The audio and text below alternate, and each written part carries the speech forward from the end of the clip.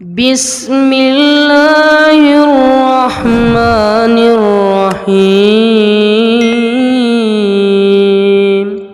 وللذين كفروا بربهم عذاب جهنم وبئس المصير إذا ألقوا فيها سمعوا لها شيئا وهي تفور تكاد تميز من الغيظ كلما ألقي فيها فوج سألهم خزنتها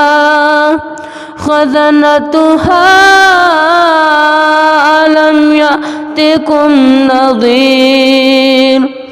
قالوا بلى قد جاءنا نذير